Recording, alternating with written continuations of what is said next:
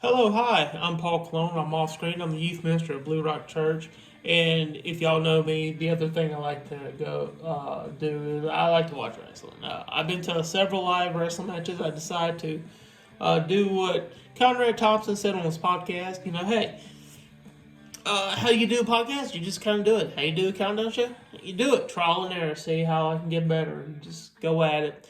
So I've been to several live events, and I'm going to share with you the top 5 matches I've ever seen live. And just a little caveat: there's only one match per event, so there won't be like 2 wrestling matches in one event in this countdown.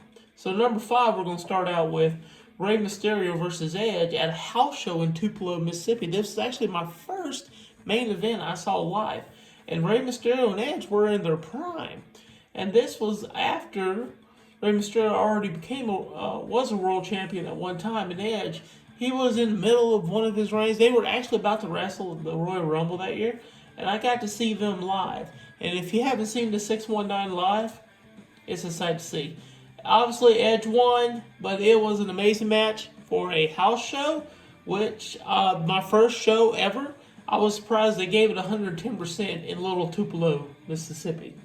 The next one you're going to see is actually the last event I saw live in Pittsburgh when it was Christian Cage versus Kenny Omega for the Impact World Championship on the first episode of AEW Rampage. Now, Christian Cage won this. This is after he came back from injury, and he took some bumps that kind of scared me a little bit. But you can tell he still had it. And Kenny Omega was at his prime. And this time, Don Callis was the manager of Kenny Omega. And we knew he was there because of the pink scarf he was wearing. But at the same time, we didn't know he was there. He did a remarkable job being a manager. Of course, Christian Cage won. And that was the first ever match on AEW Rampage.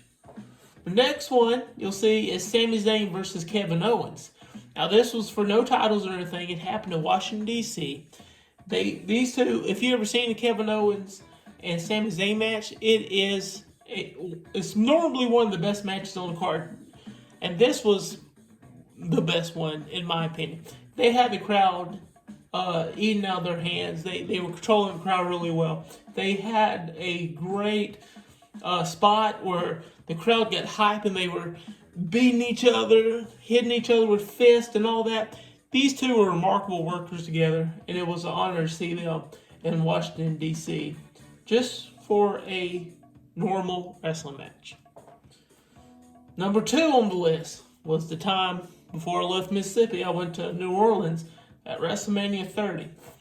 And the second match of the night, the first official match of WrestleMania, was Daniel Bryan versus Triple H. And Daniel Bryan won to be inserted in the main event that night.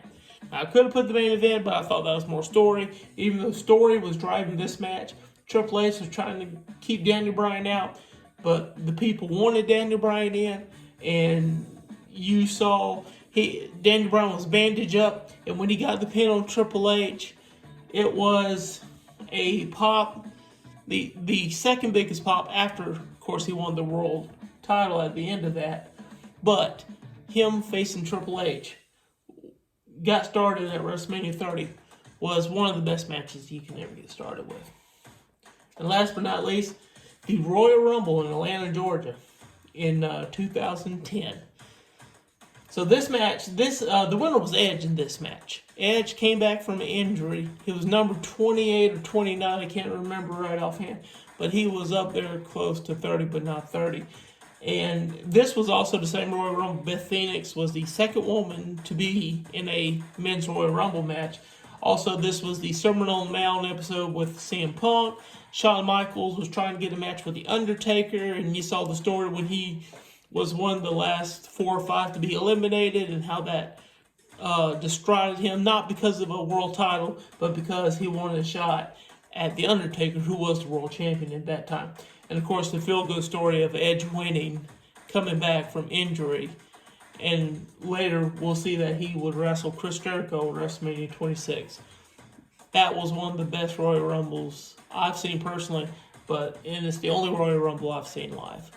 So I like to appreciate y'all and thank you for watching. Once again, if you want to make a donation to Blue Rock, and guys, the video's a little, may not be as quality, but hey, I like wrestling. I like to talk about it, so this is the best way to do it. All right, guys. God loves you. See you later.